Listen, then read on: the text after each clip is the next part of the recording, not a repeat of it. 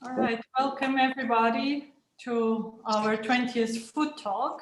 Food Talk, as you probably all already know, it's co-organized by the Master in Innovation in Science and Culinary Arts and Food Design. And for our 20th session, we have with us the Carolyn Steele. Welcome, Carolyn.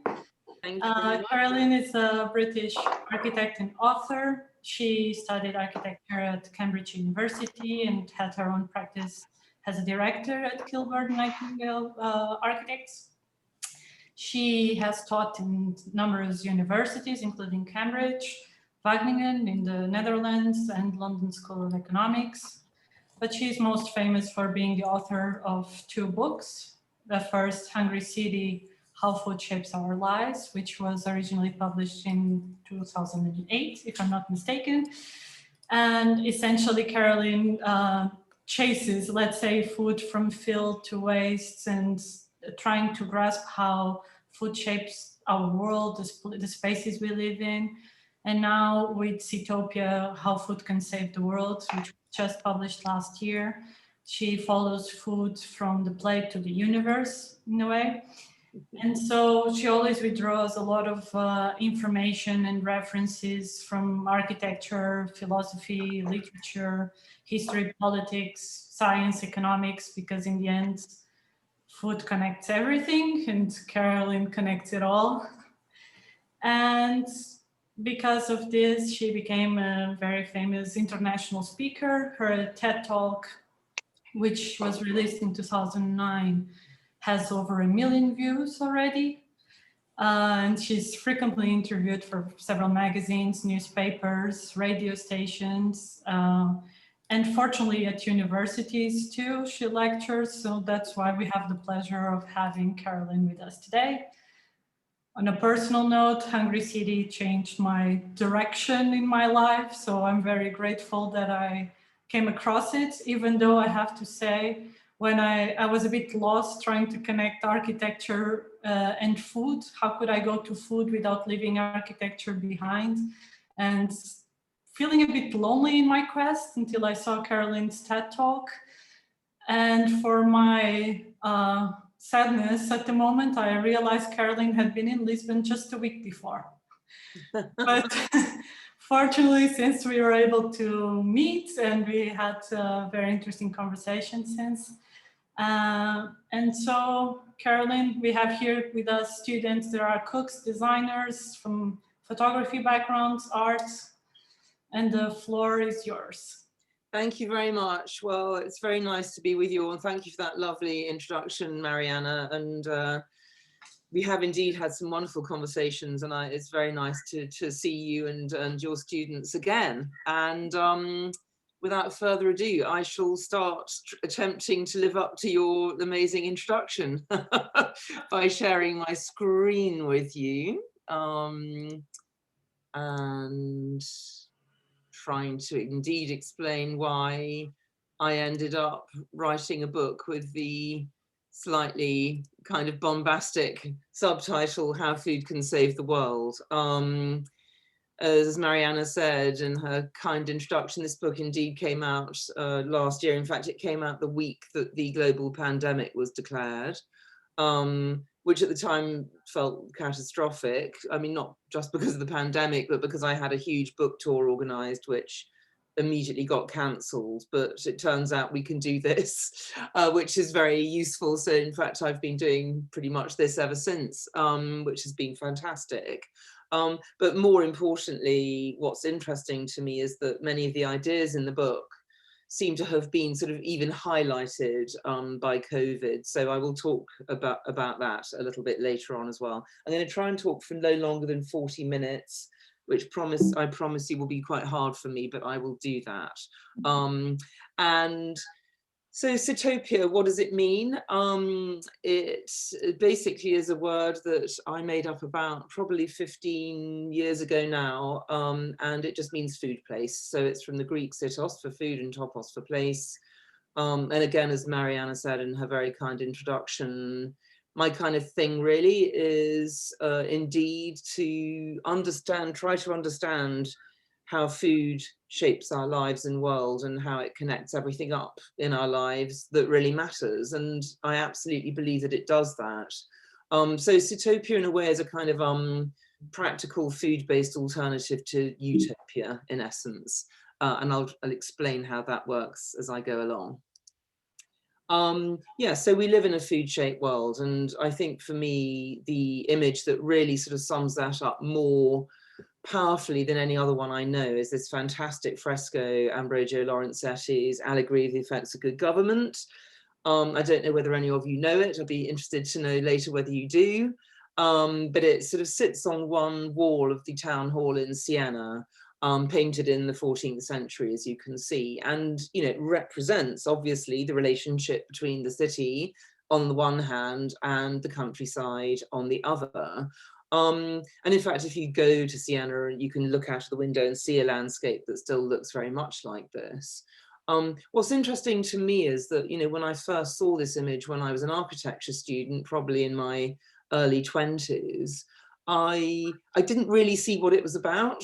I just saw a wonderful image of the city and the countryside. It didn't occur to me there was something very, very specific about the way this image is organized, which, as you can see, is that the city and the country, as it were, have equal billing, as it were, and that actually this red wall that looks like a really major kind of barrier in a sense is not a barrier, it's actually more of a membrane.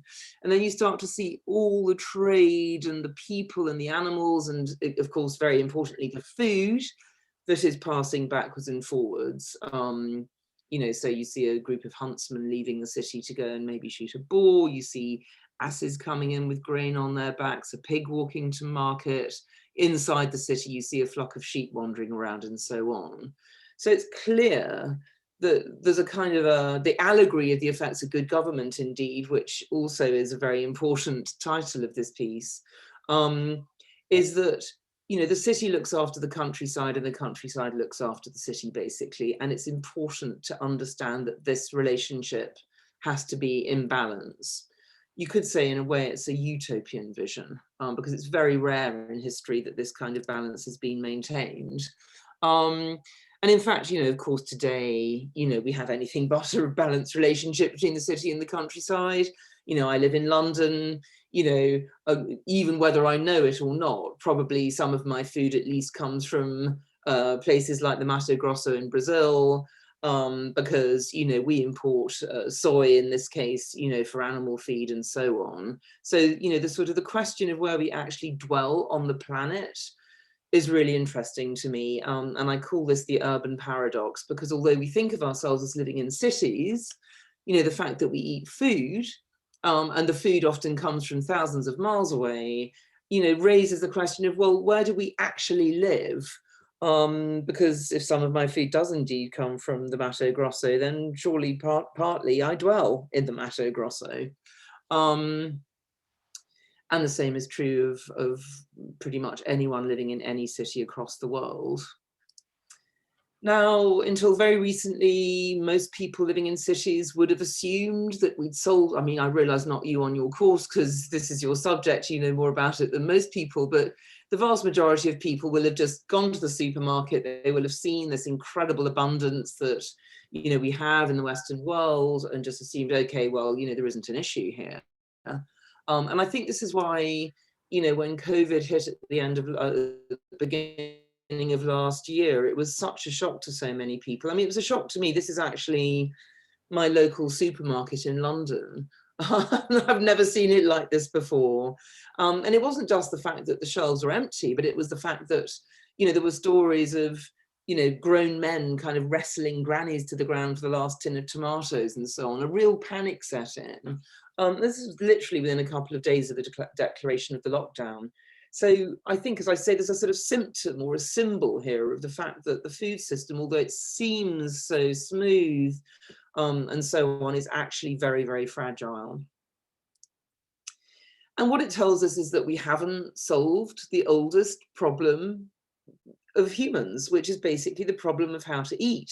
Now, I mean, for me, and again, this is a long conversation, but I mean, you know, in the shorthand would be to say that, you know, the question of how to eat and the question of how to live are so related, they're so linked that you really ought to think of them like this, as more or less the same question.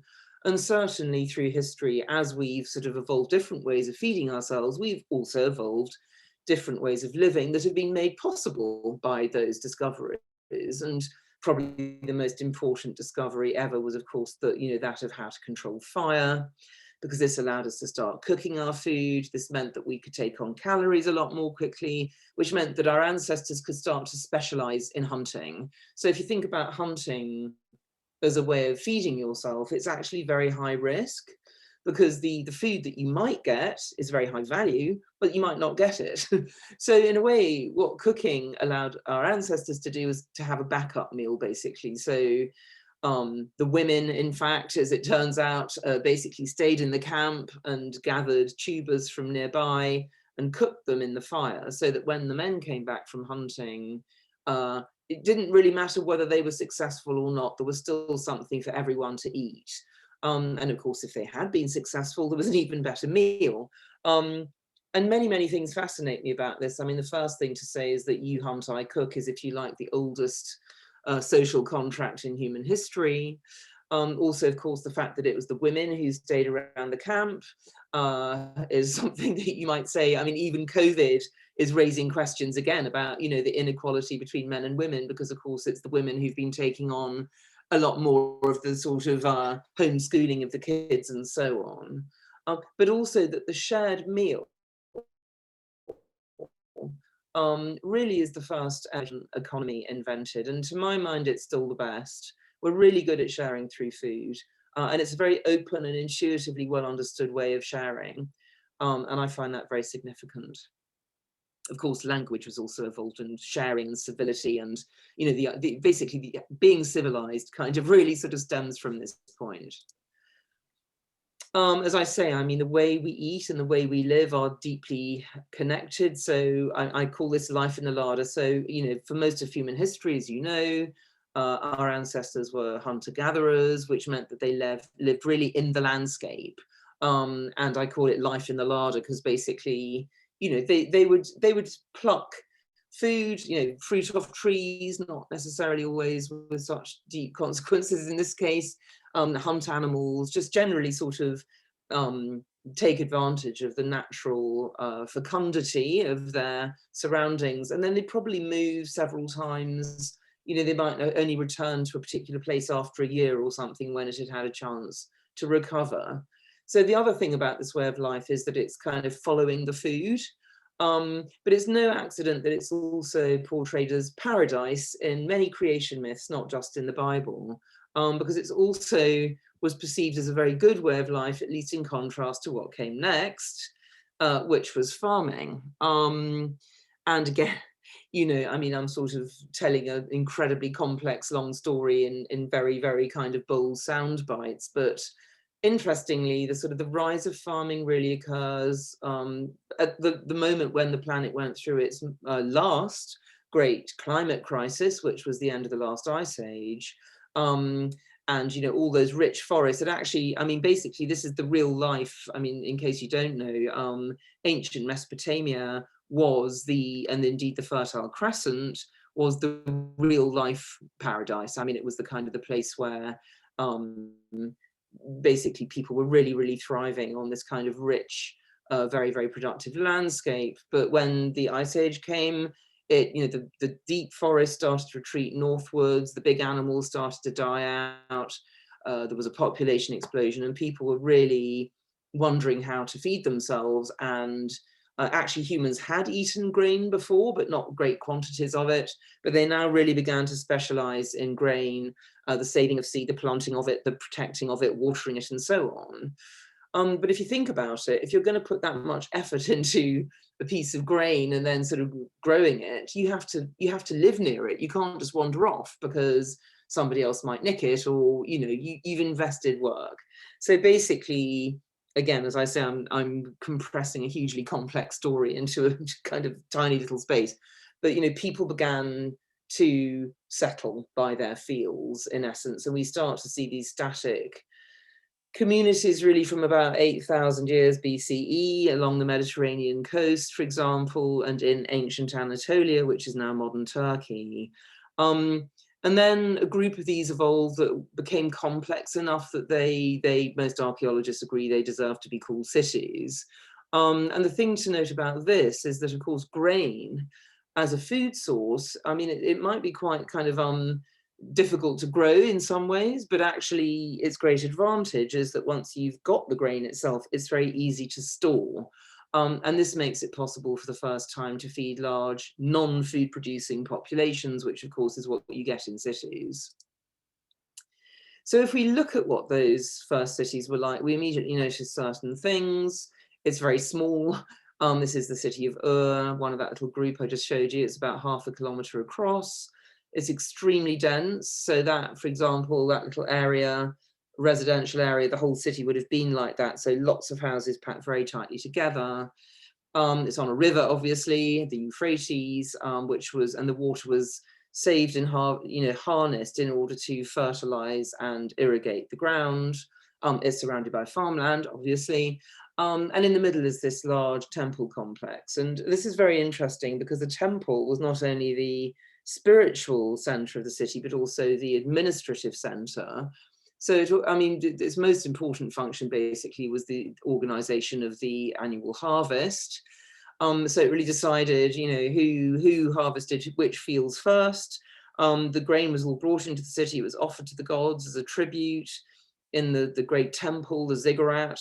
And then it was stored in the temple granary, which you can see here. And then it was baked in the temple bakery and then distributed through the city during the course of the year. So in essence, if you wanted to say, how did the first cities in the world feed themselves? In modern terminology, we would say this was a city state. So it's kind of a blob of urbanity, if you like, surrounded by farmland. And in the middle, you have what, again, in modern terminology, we would call a large centralized food distribution hub.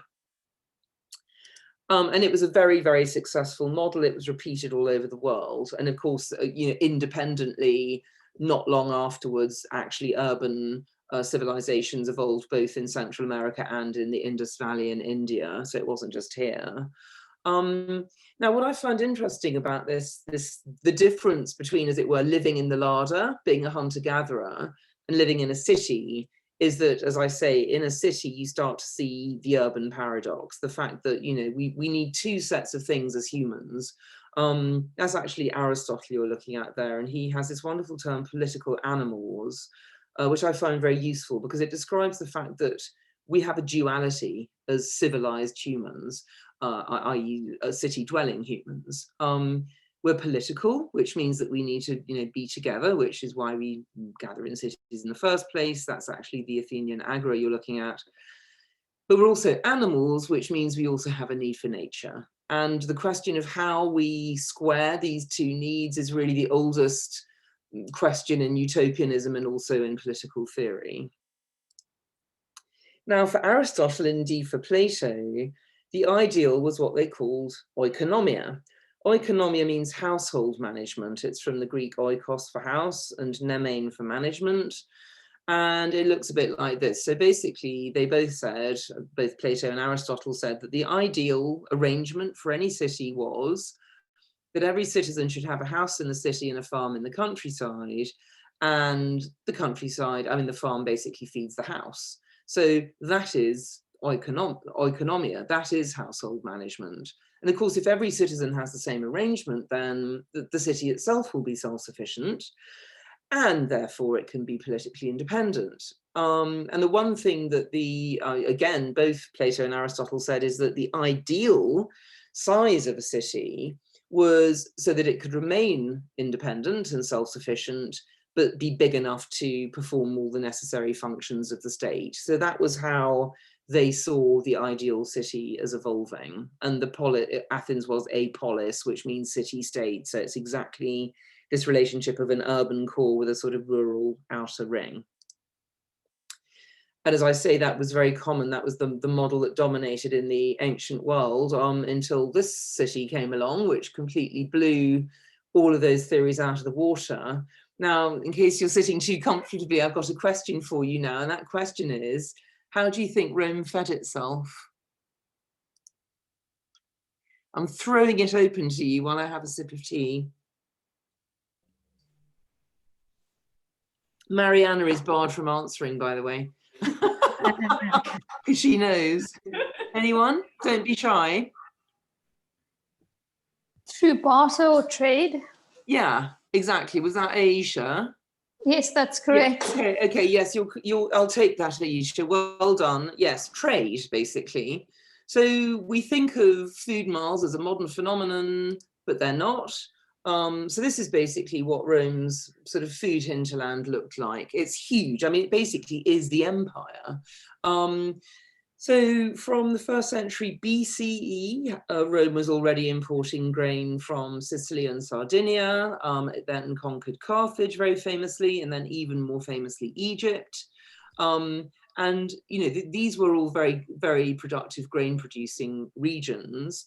And Rome was able to import its grain from these places because it had access to the sea. So it was about 50 times cheaper to transport food over water than over land. And this is why Rome was able to feed itself from North Africa and indeed all over the Mediterranean, even the Black Sea, and even, it was importing live oysters from Britannia at a certain point because it had access to the sea.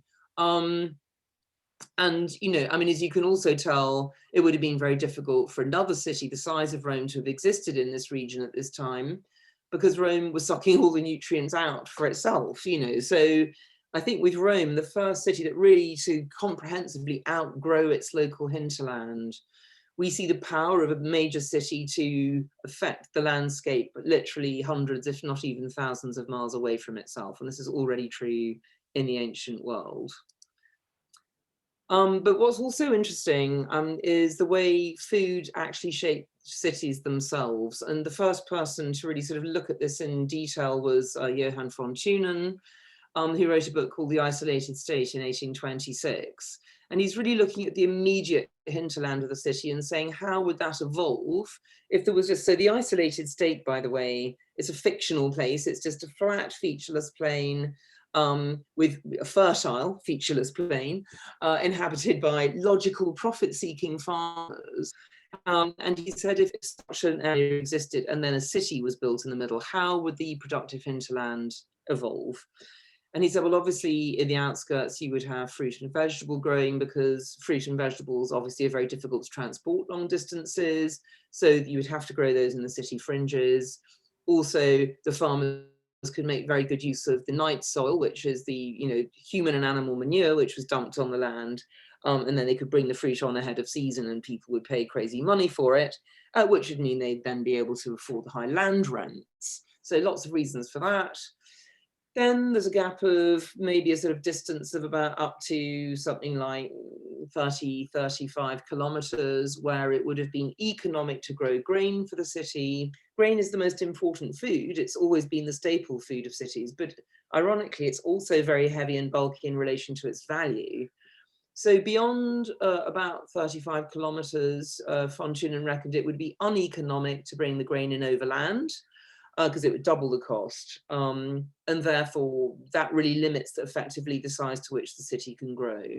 And then on the outskirts, he said you'd have basically livestock production, because of course the animals can provide their own transport into the city. The only concession he really makes to geography is to say that if the city's on a navigable river, then all of those bands can be a lot further away, because you can just take the grain to the river and bring it in that way, and that's much easier because you have water transport. Okay, so that's all rather dry and academic. It's much more interesting when you start looking at real cities. So here I have my second quiz of the day for you. Here we see two images, one of London's main river port on the left, the legal quays, and one of Paris's main river port, which is the Port d'Aublay. Can you notice a key difference between these two images? And Mariana is barred from answering again. Sorry, Mariana. Is it the fact that the one on the right in Paris, you can see lots more people visually? That's not what I'm looking for, but Oh, sorry. half a point for that's very true. That's very true. And I mean, actually, that's probably not insignificant in other terms, but which I can talk about later. But actually, the Porte au Blé was very much more part of the city, everyday life of the city, than London's legal quays were. But that's not the key thing I'm looking for. I can give Size of the boats? Yes, Yeah, the boats. yeah, the boats. That's exactly correct. Sorry, who said that? Well, Doesn't 2 of us. 2 of you, okay, all right. The boats. So basically on the left, you're seeing ocean-going ships. So the Thames is navigable. The Seine is not navigable. So these are river barges. And this has an absolutely critical effect on the histories of the 2 cities and indeed the 2 nations. In fact, I even go as far as to say that it explains Brexit. Not that I actually believe anything explains Brexit, but it's part of the mix.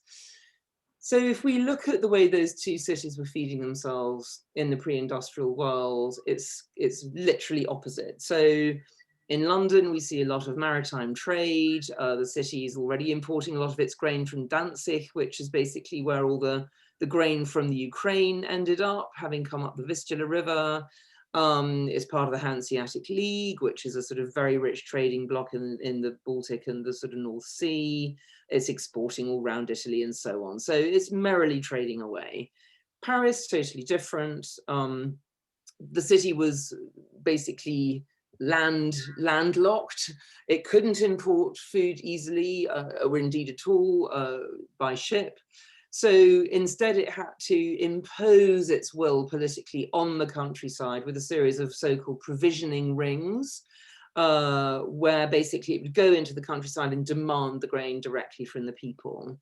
And when you think that roughly 1 harvest in every 3 used to fail in the pre-industrial world, you get some idea of how popular a policy that was. Now, to make all of this work, there was a huge hierarchy called the Grain Police.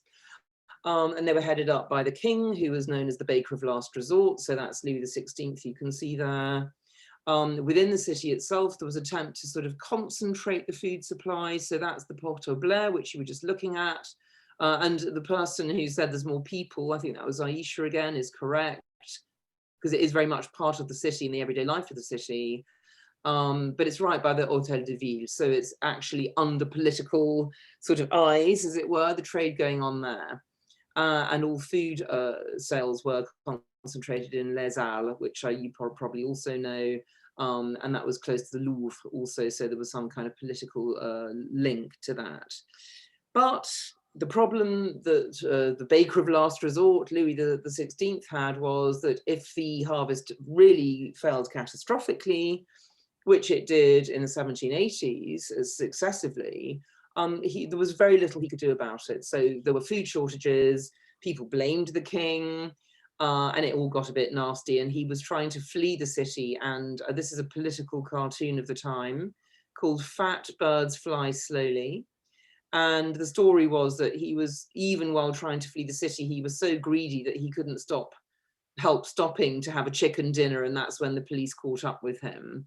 And you know, basically, you know, it's not true. I mean, he actually stopped to change horses, and that's how the police managed to catch up. But anyway, I think we all know how this story ends. He was tried and beheaded, and that was the beginning of the French Revolution. So anyway, I mean, this is just, I like to tell you this story because, you know, if you ever want to know why politicians hate being in control of or expected to be responsible for feeding people, you have to look no further than this. Now, in contrast, in London, as I said, there was a kind of free trade thing going on.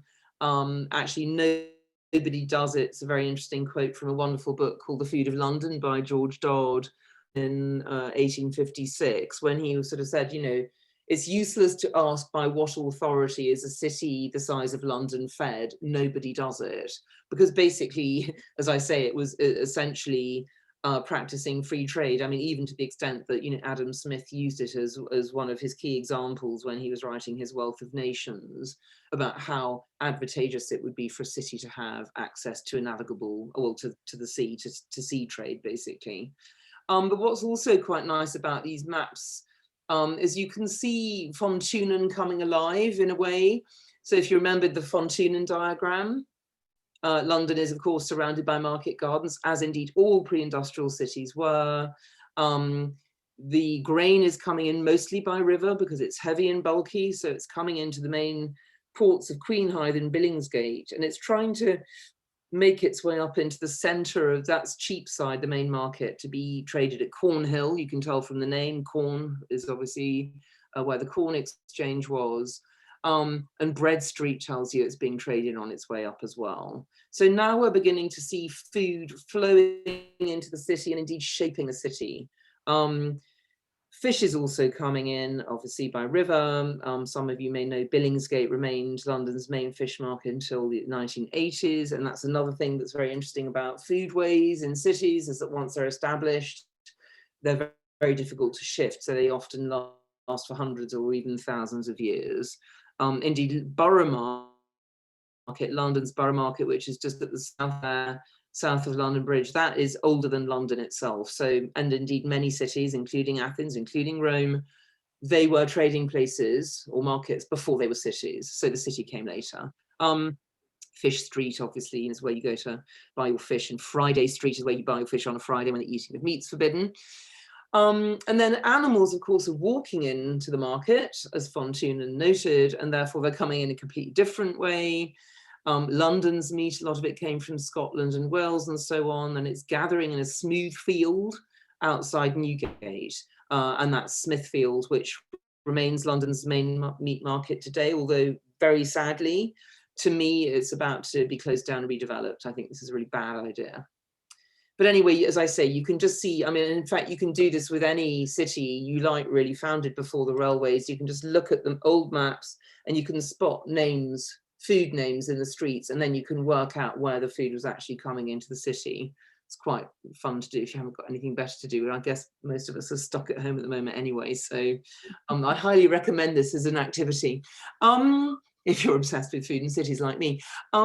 Anyway, I mean, the other thing to say about, you know, food in the pre-industrial city, you see, I've already been talking for about half an hour. That is the problem. Anyway, I'll just carry on and speed up. Basically, food was visible because it was actually occupying the same spaces as people. And therefore, you know, this is what Smithfield Market looked like in the early 19th century. It was still a livestock market. I call this necessary chaos because, of course, if you imagine all these animals had to be slaughtered in this space. Actually, they were slaughtered in a series of unlicensed slaughterhouses around the space.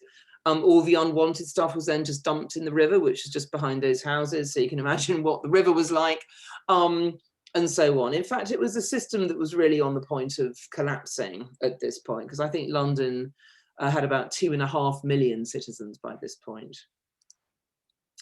But of course, the market was also a centre of conviviality. And I just wanted to show you this amazing survey that was done of the houses at so-called Pie Corner. So this is just south of Smithfield Market.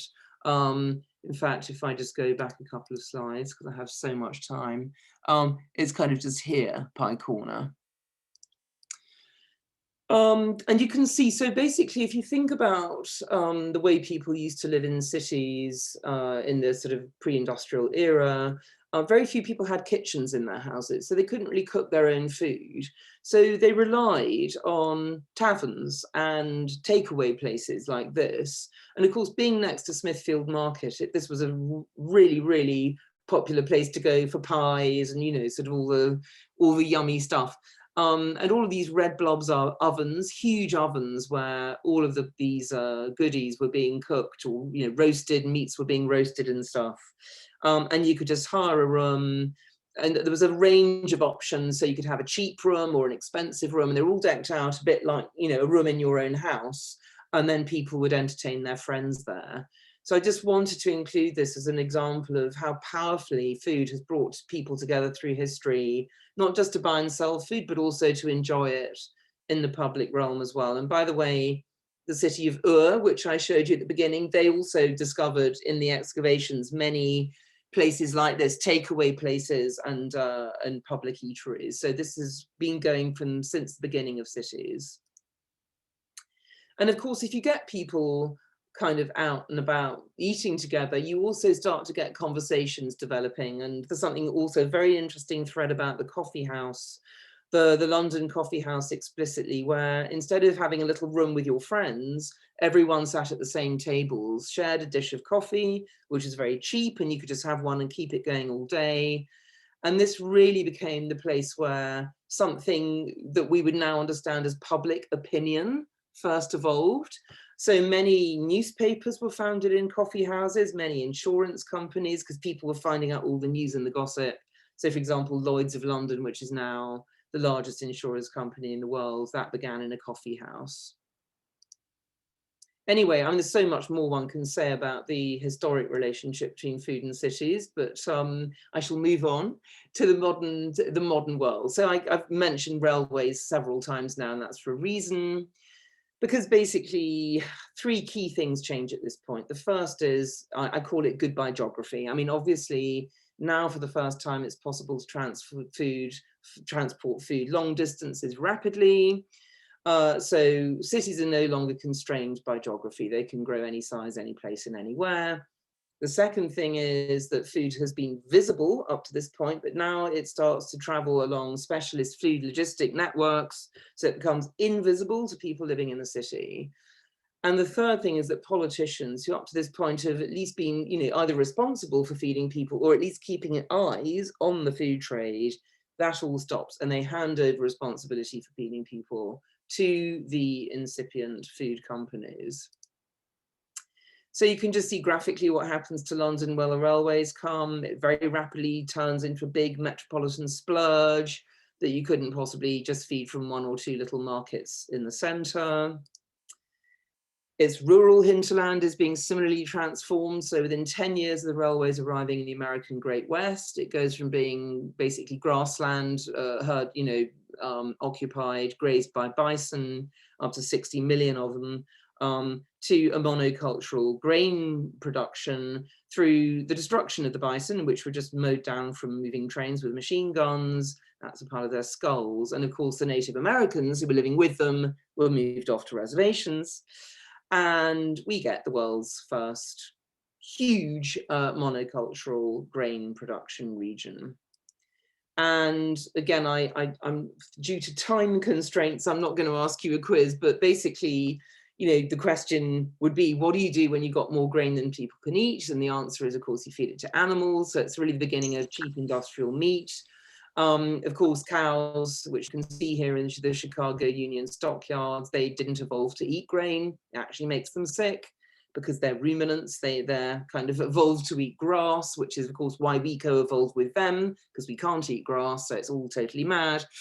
But anyway, as I say, the creation of so-called cheap meat by the meat packers, who really were the inventors of the modern food industry, proved irresistible to city dwellers, and it's really the beginning of the industrialization of food.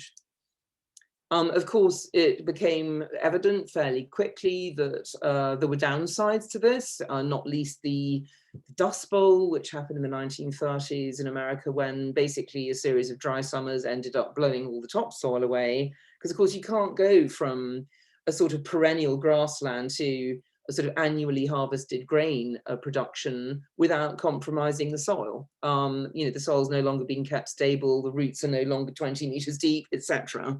So it was a big ecological catastrophe. That really is the beginning of the conversation that we're still having today, that's still ranging between, are we going to farm the world chemically or organically? Justus Liebig was the German chemist who first worked out that the key nutrients for plants were nitrogen, potassium, and phosphorus.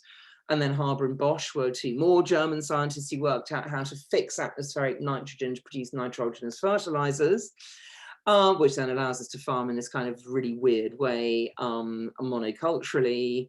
But it's estimated actually that 2 out of 5 people on the planet wouldn't be here without this kind of process. So that's an interesting one. Because they're fed by food that using these techniques. The other side of the argument was Albert Howard. He said, oh, no, it's all about the living soil. It's all about mycorrhizal connections that plants make with soil fungi. So the plant feeds sugars to the soil fungi, and the soil fungi get minerals from the rock in the soil, and this is like a sort of underground exchange, and that is the basis of all plant health, and therefore all our health, because plants are the basis of our food chain. Actually, the organic camp was winning the argument until this happened. And of course, during the war, all that mattered was producing as much food as possible, as quickly as possible. And they went totally down the chemical road, and we're still there, basically. Of course, after the war, I'm really romping through this. I'm sorry, I do realize I'm giving you a lot of information very rapidly, but there it is. It's a big subject. After the war, of course, you start to get the evolution of car towns, basically places like this, which, by the way, are all built over prime farmland, of course, because they're built in the suburbs of towns that were put in places where it was good to be because you could feed yourself. And instead of going to a market in the middle of the city, you drive out to a box like this and walk around all day in a sort of eternal springtime. And sorry, my mouse keeps doing that. And the food, of course, has now been completely denatured to withstand food logistics. So our relationship with it is totally distanced. And I don't know why she's bought all this stuff. She probably just nipped out for a pint of milk. So the kind of the enormous issues with food waste and so on also date from this time. Of course, food now is going where the money is and not where the people are. So this was a map done of Manhattan, of New York by the mayor a few years ago, and that's Manhattan there. So red is a food desert, which is somewhere where you have to walk more than 500 meters in order to get a source of fresh food. And of course, that's Brooklyn and Harlem. So it's all the poor districts where basically you struggle to get any fresh food. Now, I mean, the summary of all of that is really that over the last 200 years, we've progressively created this myth of cheap food, which doesn't actually exist. And we've done it by externalizing its true costs. And of course, I'm sure you know of many of these, but degraded soils, greenhouse gases, overuse of water, diet-related disease, of course, COVID, zoonotic pandemics, massive amounts of food waste, a misuse really of the grain harvest by feeding it to animals, a huge investment in energy, and of course now a sixth mass extinction. So, I mean, the shorthand of all of this is to say there is no such thing as cheap food. And unfortunately, the model is going global because there's a huge amount of embedded profit in this, and of course power, because as I mentioned earlier, the politicians gave up controlling food some time ago, because think back to the baker of last resort, they never liked it, being in control. Now that, as I said at the beginning, again, COVID is really interesting because it throws an additional light on issues that were already there. The lack of balance between city and country. So we saw this mass exodus of Indians at the beginning of the lockdown last year, who were working in cities, but whose real home was in the villages. Of course, the pandemic itself is a result of our out of kilter relationship with nature and our lack of biodiversity. So be basically very vulnerable to these viruses. Social inequality. So this is a rather, I thought, interesting image of a load of delivery drivers in Bangkok waiting to sort of obviously receive food and then go and drive it to people who can afford to stay at home. And the fact that we don't value food. So actually in the UK, I'd be interested to know whether there was anything equivalent in Portugal, but we basically don't harvest our own food. So it turned out that there were 93,000 Romanians who normally come over every year to harvest our crops. And they were, of course, stuck in Romania because of the lockdown. So lack of value in food. And I think it all really makes us question where we're heading. And I love this quote from the English architect Cedric Price, who said, technology is the answer, but what was the question? And if we ask ourselves that, then we realize that the question hasn't really ever changed. It's still how to eat, it's still how to live, and it's still how to do it nicely and share and maintain a balance between the city and the countryside.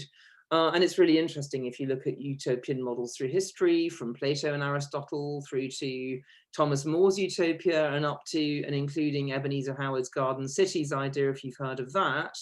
They're all about actually limiting the size of the city and surrounding it by farmland in order to achieve, oikonomia, basically, or something approaching it. Now, it was when I realized that utopia was actually a joke word that could either be a good place or no place, that I had the idea of inventing the word Sitopia, because of course I think that everything that utopianism asks can also be asked through the lens of food. And so in essence, what are we saying? We're saying that we've got all these choices about how to eat, how to produce our food, how to buy and sell it, how to actually share it when we actually eat it. And of course, waste comes into this as well. But the thing is, it's not a question of, which one we prefer aesthetically or even economically, but which of these actually constitutes a good life. So, for example, should cows eat grass, which is what they evolved to do, or do we feed them grain? And that's a CAFO, a concentrated animal feeding operation. So hundreds of thousands of cattle wandering around with their own poo being pumped full of antibiotics because they're getting sick. Do we have the social capital of going to the city and meeting other people when we buy food, as we used to in markets? Or do we leave the city in the name of convenience? I'm totally overshooting on time, of course, so I'm just going to ask permission for Mariana to go on for another 10 minutes. Is that all right? Permission granted, but watch yourself. I'm joking. You take as much time. Okay, you can see my problem. It's a big subject, but anyway, thank you. Good, thank you. Do we, as our ancestors, as we evolved as a species, as a civilized species through the sharing of food, do we take time to do this, or are we too busy? So again, my favorite pre-lockdown stat was that, in America, 1 in 5 meals was being eaten in a car, because people are too busy to eat, because there's something more important to do. And my contention is there's nothing more important to do. So I find this an interesting question. It comes out of competing paradigms. I'm sure some of you have heard of Soylent on the left. This is a kind of food replacement sludge that was invented by an American sort of entrepreneur called Rob Reinhart. And the idea is that, we just don't need food anymore. And we just instead wander around looking gorgeous and just drink whatever nutrients we need out of a bottle. But of course, on the other hand, there are people saying, actually, we need the exact opposite of this. We need to rediscover the joy of working with our hands and of making things from scratch and really re-engaging with the whole business of feeding ourselves. And they really come out of competing philosophies. So that is Rob Reinhart, the inventor of Soylent on the left. And I love this quote from him, that he's a very interesting guy, and he says many provocatively interesting things. But here we go. Worrying about something as simple as food in the digital age is weird. Okay. So that really, for me, encapsulates what I call the sort of the techno-fix mindset, the idea that we can just solve the problem and move on. But my question would be, if you honestly see food as simple, then what does that say about you? And what does that say about your view of humanity and indeed life in general? On the other hand, we have Epicurus. And for me, he encapsulates, if you like, the opposite philosophy. So Epicurus, who, by the way, is widely misunderstood and widely misquoted and generally needs to be saved from the idea that he's anything to do with what we now call Epicureanism, which is basically gourmandism, is literally the opposite of that. He says that the greatest pleasures in life come from dealing with necessity. So basically, if you're hungry and you eat, that is like a sort of the greatest pleasure you will ever experience. So it's really about kind of going back to basics. And I mean, he's saying self-sufficiency is freedom, but that's the essence of what he's talking about. So growing your own food, cooking it, having a simple meal with friends to him is the height of joy in life. Now, of course, this translates into different, I mean, here is, if you like, how those philosophies translate if you're going to bother to eat cheese. You can have cheese, which is basically like a concrete block, and you just cut a bit off. And indeed, that's what cheese in Britain was like when I was growing up. I can remember it well. Or you can say, okay, given that we're going to bother to eat cheese, why don't we do it nicely and actually enjoy terroir and doing it in a particular place and craft and so on. And indeed, as a unfortunately fairly small section of society in my country has rediscovered the joy of taking care over necessary things like food. And of course, I think something really important to say is that there's not only is there no silver bullet in terms of technology, but there is no silver bullet in terms of a one-size-fits-all approach to how we should eat or live. Because if you just look at the world and the variety of traditional food cultures around the world, it becomes very obvious. If you're an Inuit, you live mostly on things that live in the sea. And it's an incredibly rich diet, by the way. If you're a Maasai tribesman or woman, you live mostly on blood and milk, and you coexist with your cattle.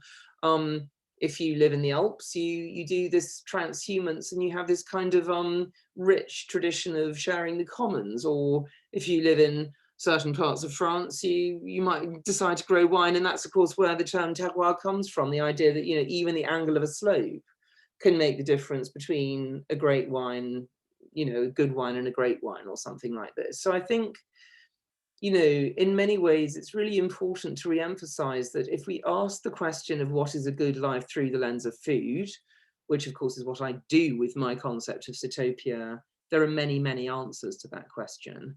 But then there are commonalities, which is that you value the fact that you live in a particular place, and you value what you can produce from it.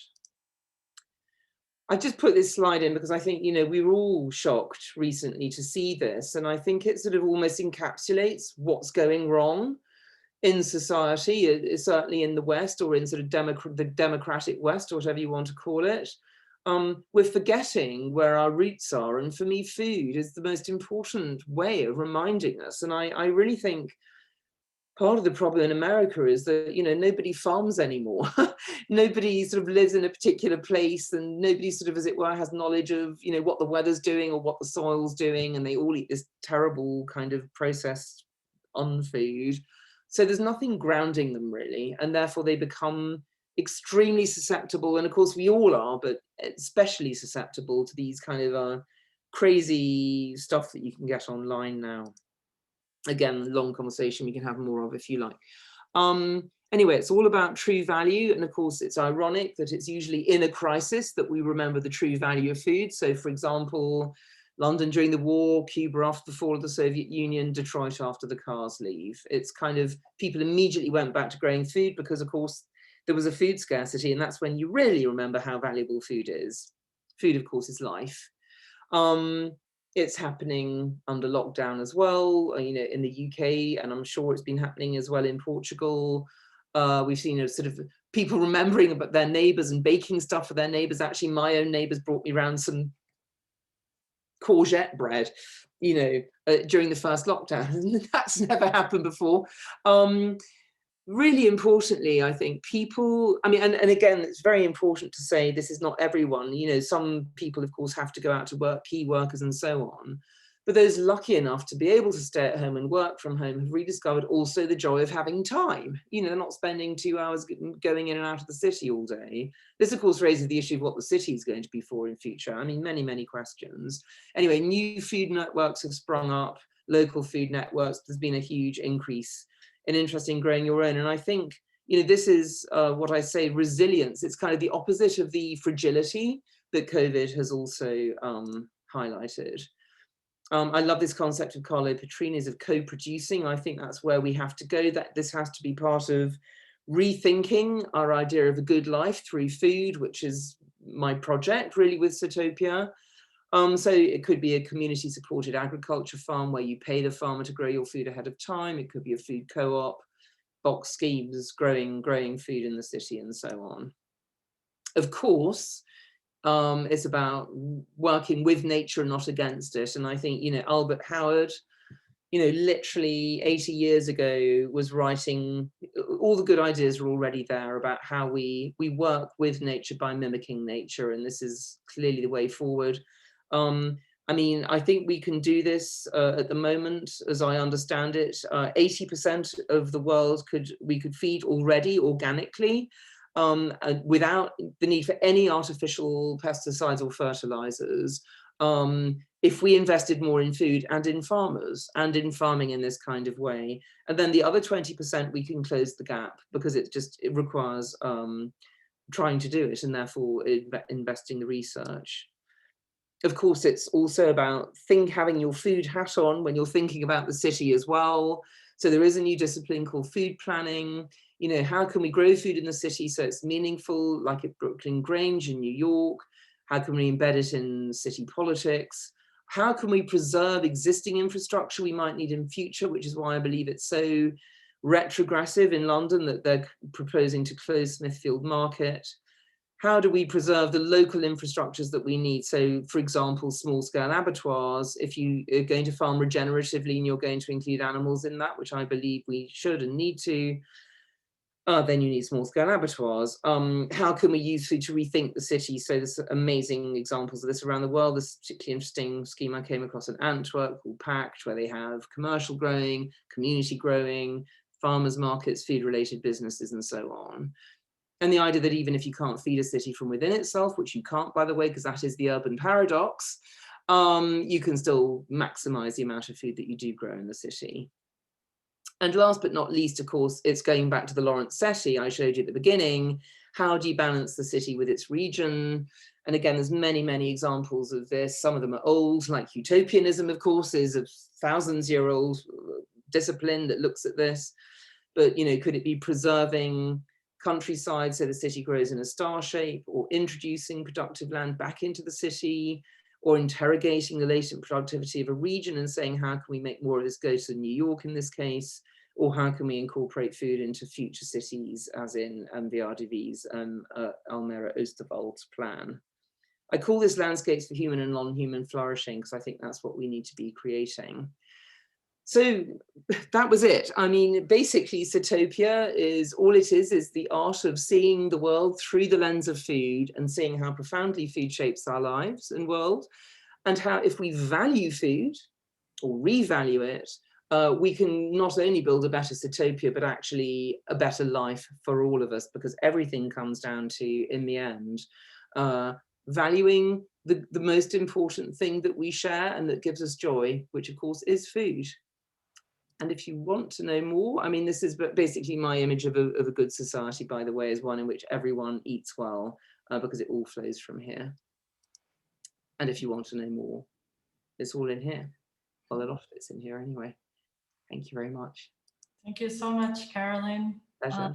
Thank you for trying to fit so much the whole food issues in such a few minutes that you gave. I know it's a tremendous effort. It never works. It never works. I just can't do the 40 minutes. I sort of know that, really.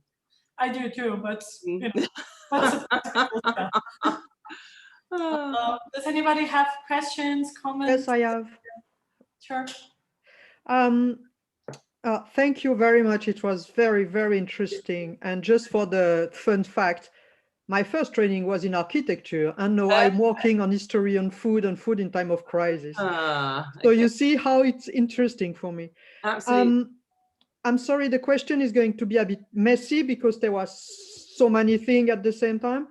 But I would like to go back at the beginning of the presentation when you talk about this young man fighting a granny for the last tomato tins, and then the tribes, or in the past where people were all sharing together.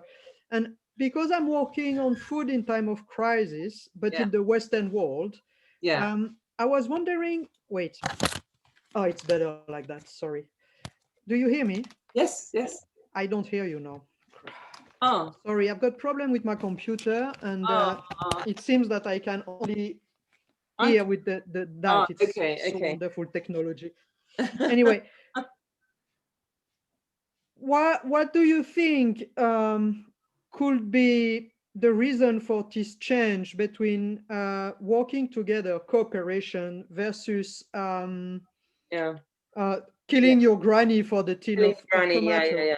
And would you say that it can be linked with urbanity, or it's more Western individualization in time, or it's just survival panic? Because that's the thing I'm working on. Yeah. I mean, it's such an interesting question, and of course, I'm going to say all three, aren't I? I mean, you know, of course. Yeah, of course, but it's such a complex set of things. I mean, it's a really, really important question. I mean, I also am really fascinated by the fact that hunter-gatherer societies, you know, I mean, especially the ones living in small bands, they seem to have evolved this incredibly equitable way of sharing, even to the point where, you know, if the hunters, who are obviously the most important people and the natural leaders, but if they start eating too much, then they are frowned upon and people start shunning them, you know, excluding them until they learn their place again, you know, so it's extraordinary, really.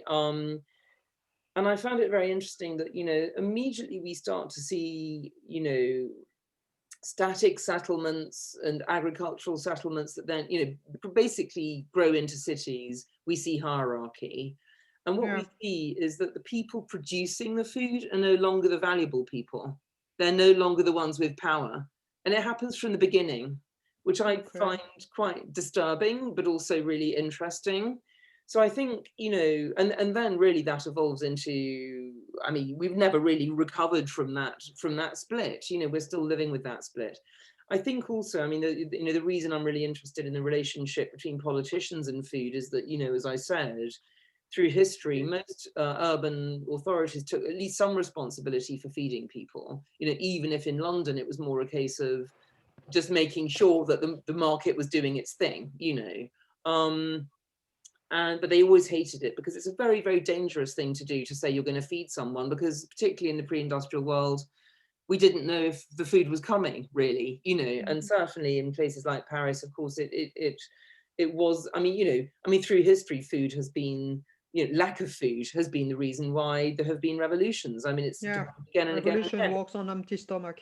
Exactly. So, I mean, coming on to your specific question about the young men wrestling the grannies to the ground, I mean, I think everyone in this country was really shocked at how bad the behavior was. I think it was worse in this country than it was in many other European countries. Well, I mean, you'll have to tell me what happened in Lisbon. I wasn't in Lisbon. I live in France, and you'll have to tell me what happened there then. Well, I didn't see anyone fighting for a tin of tomato, but I also saw people making a lot of hoarding. I work on food on crisis, so I'm always living like it's going to have a lockdown tomorrow. So I don't have this kind of thing because I've got a lot of food reserved at home, always. But other people, what I see, and I lived for a long time in the UK, and it's like, in opposite with my grandparents, for instance, where you always have food at home because something can happen. The new generation, exactly, they buy like one day to another, and they are lost. This is why I was going to say it's worse in the UK than in places like Portugal or France, because we have such a bad food culture, or an industrialized food culture. So as you rightly say, most people have no food at home. And most people just order in a ready meal at 2 a.m. They don't even know how to cook. So yes, the panic was to do with the fact that, and the reason it was tinned tomatoes, by the way, is nobody in Britain cooks anything other than dried pasta and tinned tomatoes. That's what we, I mean, because nobody can cook. So actually, very often in those same supermarkets where all the grannies were being rugby tackled, there was plenty of fresh food left. That wasn't what people were panicking over. I've got a lockdown, I need tinned tomatoes and spaghetti so I can survive, So it was really panic on many levels. Yes, you're right. It's very different in France because most people know how to cook. Exactly. At least something. Lack of knowledge, lack of stores at home, many aspects made it much worse here. And it remains the case. And I think also, the sort of the lack of civility around food is really interesting. This idea that there, I think, there is a sort of individualism, and a kind of, it's all about me, because we've simply forgotten what it's like to sort of cook and share food as a basic part of everyday life. So many really interesting aspects. And of course, living in a city yourself, you don't know where your food comes from, so there is that sense of panic. Really interesting question. I might talk about this for another hour. Yeah, I could too, but someone else maybe. Just out of curiosity, here in Lisbon, in the first lockdown, I realized the shelves of canned beans and canned chickpeas were completely clean. It's kind of weird because we know that people don't actually eat this on a normal basis. We're actually trying to get people to get more of these ingredients, but it just has a lockdown comes in. And now there is a lot of people who have a lot of tins, bean cans in their cupboard, and they are never going to do anything with it. Eat them. No, they never eat them. Yeah, no, exactly. Yeah. It's like the broccoli in the fridge. Yeah. Any other questions, comments? Well, I have one, Carolyn, Mm. considering our audience. I think many of the issues you talk about food, they connect a lot to our everyday diets or the relationship we have with food on a normal daily basis. And I guess unless you're a chef yourself, like some of the people here, most of your meals are not really cooked by a chef, and having a meal prepared by a chef or a food experience designed by a food designer is something quite exceptional in our days. What do you think can be the role of these moments in changing people's minds or approaches to food?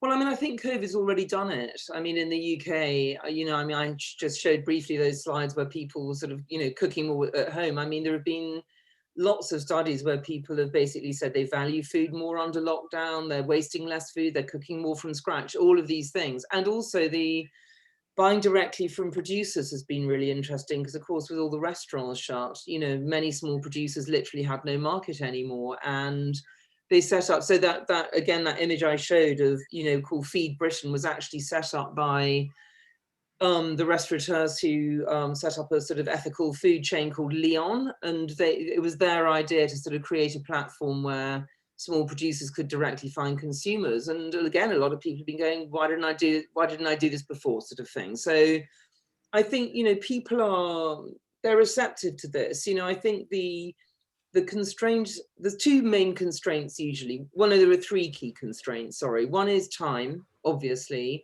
One is skill, obviously. And the other is money, obviously. And we have an economic system that funnels all of those things up rather than down. So basically, most people don't have enough skill, time, or money.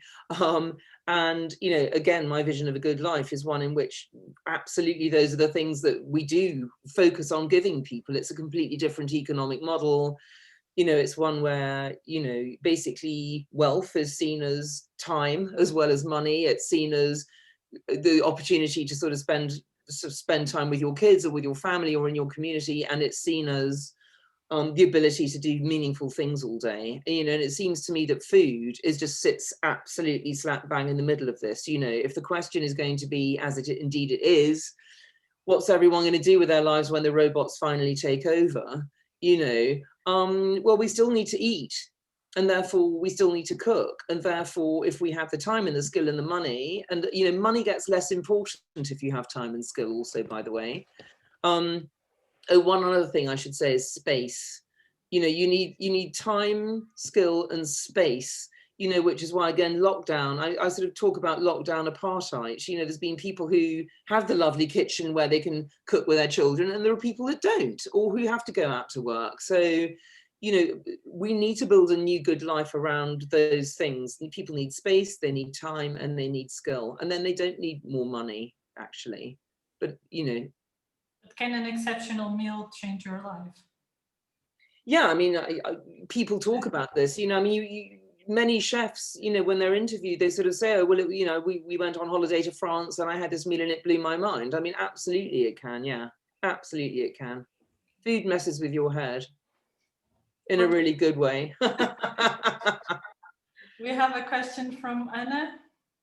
She raised her hand. Has to unmute. Yeah. No. I think you're muted, Anna. No, I think I unmuted her.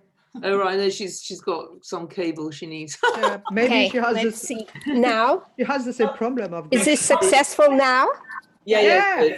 Okay, great. It's a good moment to say technology is the answer, but what was your question? Yeah, exactly. Exactly. I'm trying to organize myself. Okay.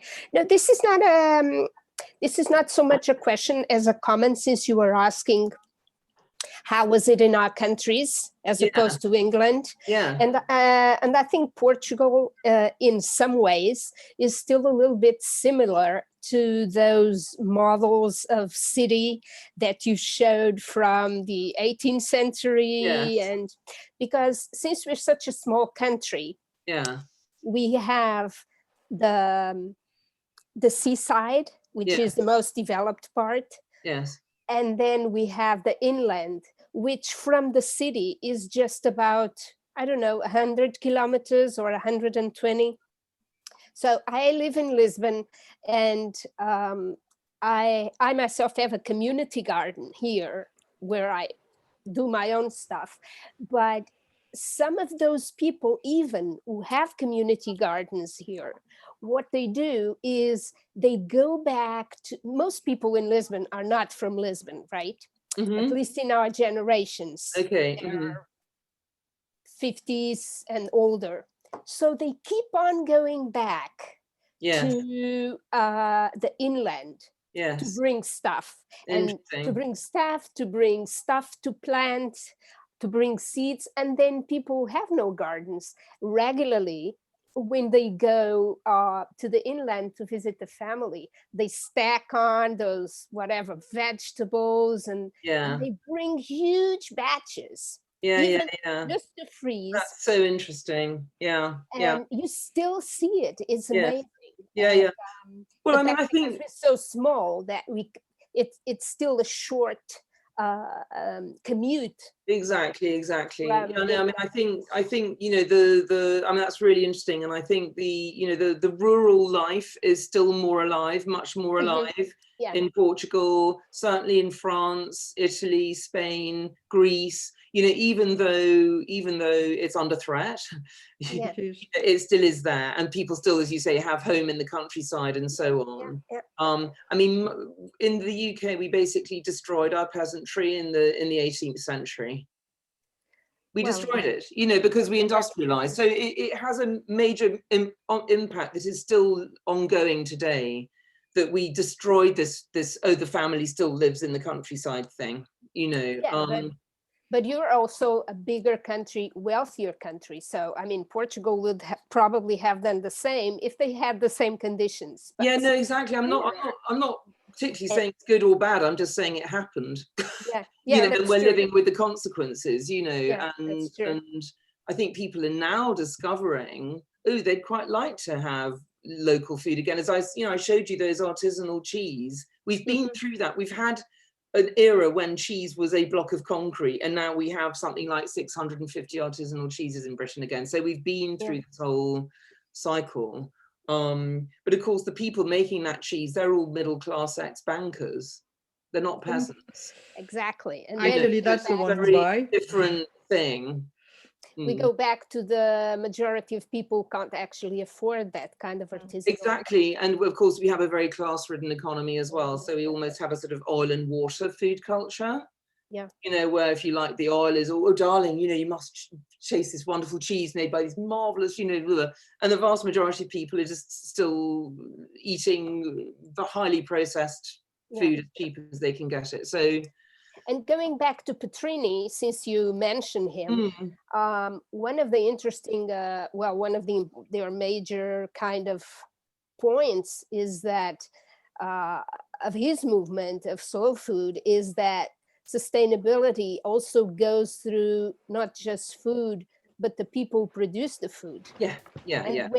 When we consume things as exotic as, let's say, vanilla pods, and we think we're so fancy and so absolutely on top of it, we don't realize that we are just kind of, it's tough because we think every day, how can I put my mark on improving the world? And it's one interesting thing that I think we have to look at, because it's these small things when we're doing this fancy pudding with a pure vanilla bean, and we forget that we are also contributing to an unsustainable planet in the sense of human terms. I mean, who grew the vanilla under what circumstances? You know, I mean, it's the same with avocado, it's the same with quinoa. I mean, it's the same with so many things, you know, that it's creating terrible political and ecological problems where it's produced. So I mean, that's another reason to eat as much local and seasonal as possible, as it's more visible, actually. Easier to have, I think we had another comment from Tasha. Yeah, sorry, me again. It's just the local and sustainable food that is interesting. And I was interested actually how it is in London or the UK, because I live near Geneva.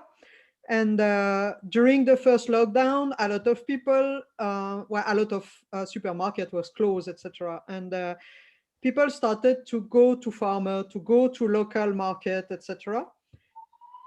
And it was kind of an economic boom for little producer, etc. Yes. Yes. And then lockdown stopped, and they stopped to go. Yeah. Yeah. They Yeah. went back right to their old habit, right to Yeah. the supermarket. Yeah. Yeah. Yeah. And It's now we have in the, I think it's the second one now in Geneva, yeah. and maybe the third one in France in the weeks coming. Yeah. Yeah. And the It's been- second lockdown in France, they closed all the small shop and market, and only supermarket was open, Yeah, which well, is totally crazy. totally crazy. Yes. But it's like my field of expertise is Second World War in the UK and the post-war year, and Yes. people, they just want to go back to normal. Mm. Normal being as stupid as before, if we can say it that way. I mean, I don't think, I mean, the same things happened in the UK, of course. And I think, you can't expect there to be a change unless the politicians get involved. Yeah. And the politicians hate being involved in food. I mean, our politicians particularly, because we've had this free trade thing going on for, at least 2, 3, 5 centuries or something, 10 centuries, a millennium. So their attitude, I mean, the British politicians have just brought in a new farm bill, post-Brexit farm bill, where they are going to pay farmers to stop farming so we can import more cheap food from Brazil. This is what we're up against. So it won't happen unless we need an absolute mind shift among our politicians. And, I don't know how to climb inside their heads. I just don't. But they just don't understand what food is, and they don't understand how. I think they don't understand what future is actually. Well, I don't know. I agree with you. I completely agree with just, you. Power and money today. Yeah. Well, unfortunately, this is again the political system that we have. Is that they spend half their time thinking about re-election, and they're not really interested in governing at all. They're just interested in power. But anyway, unfortunately, the same thing happened. I think there's been a bit more of a permanent change here, but as I say, also in the very, very elite middle class, oh darling, you must try this. That's what I see on Twitter. A lot of my academic friends, they start to do their own bread. Yeah, exactly. Yeah. So there is no flour anymore in organic shops because they have like tens of kilos of flour in the house, and they do bread, and then at some point you have enough to do bread. So we have the same. We have the same. Thanks. Any more questions, comments? Carolyn, do you think Brexit will make more clear some of the issues Britain has with food? Oh my God. It's even worse than people like me imagined, because the government had literally thought through nothing, absolutely nothing. So you may have heard, we have shellfish. We literally cannot export fish to Europe at the moment. People were saying this for years before, and the government go, it'll be fine, blah, blah, blah, blah. It's not fine. So our fishing industry is on its knees. Many shellfish companies have already gone bust. We can't supply to Northern Ireland because the Northern Ireland Protocol isn't. It's I'm actually difficult to describe it without swearing. We are in a large family. Yeah. Feel free. I was talking to someone yesterday he's working in the Food and Drink Federation in the Northeast, and I literally did nothing but swear for an hour, because it was just like, what else do you say? It's just criminally irresponsible, basically, is what the government has done, and they're all effing idiots. And they're not interested in the effect this has on ordinary people. They're just interested in some F-wit ideology, which is meaningless anyway. It's just, it makes me so cross. It's probably bad for my health. And no, they don't get it at all, as I say. So many farmers voted for Brexit because, of course, the CAP has its own issues, and they thought, oh, it'll be much better. Now they're being paid to leave farming so we can import cheap food from America. That's basically the plan. So the government refused to put into law that they would protect, they would not undercut British standards in imported food. They refused to put this into law. This was a big fight about a month ago, which means that there is no law to protect British food standards. Anyway, I mean, don't get me started. Don't get me started. We can do another one on that.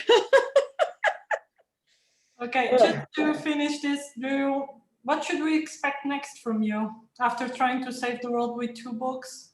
What's next? Well, it's really interesting. I mean, funnily enough, I mean, the first book, Hungry City, as you know, the last chapter was called Sitopia. And then I ended up sort of 10 years later writing a book called Sitopia. So the last chapter of Sitopia is called Time. Mm-hmm. And I think of all the aspects of what I've been talking about, the one that interests me the most is time.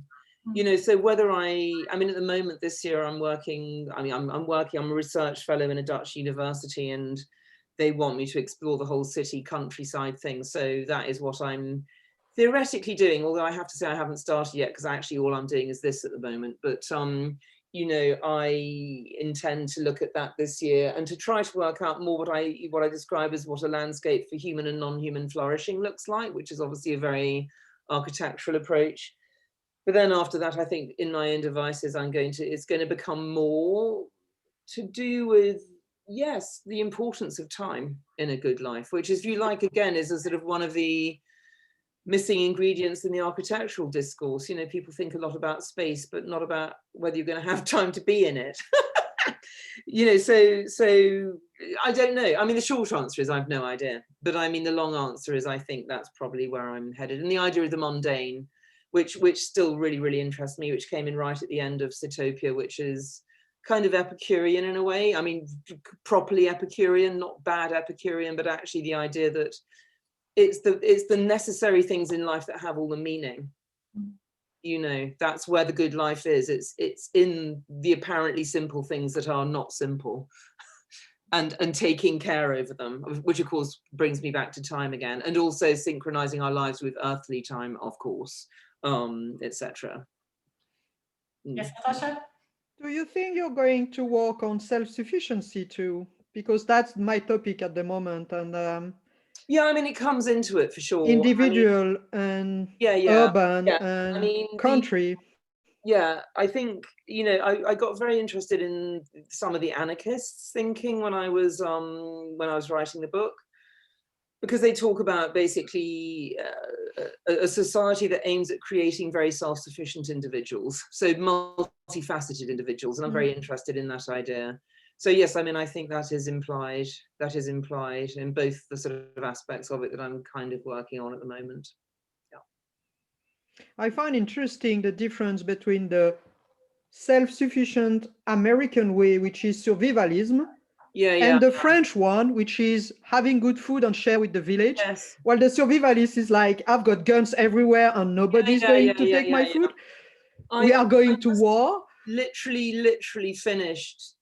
I mean, I thought this talk was at 1, and it wasn't, so I got the time wrong. Sorry. Well, not sorry, because you don't even know, and I didn't affect you in any way. I know even after our long conversation, but I had it in my head as 1. Anyway, never mind. So I had an hour, and I just finished this wonderful book by this David Graeber called Debt: The First 5,000 Years, which is just super interesting. And anyway, it feeds into this idea that, yes, I mean, once you monetize human relations, then the only way of keeping it all going is with guns, is the essence of that. And it's anyway, super interesting. I recommend it. Graeber. Once again? Graeber. David Graeber. He died last year, really sadly, younger than me. Anyway, he wrote quite a lot before he went, so that's good.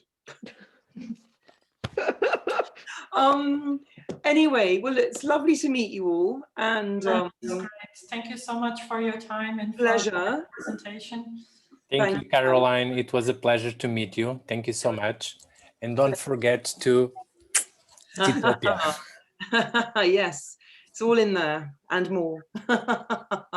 Thank you so much. Great pleasure. Thanks for inviting me. Good luck with your studies. We're all building a better Sitopia. That's what we're all trying to do, in my terminology. Take care. Thank you. Bye-bye. Pleasure. Bye.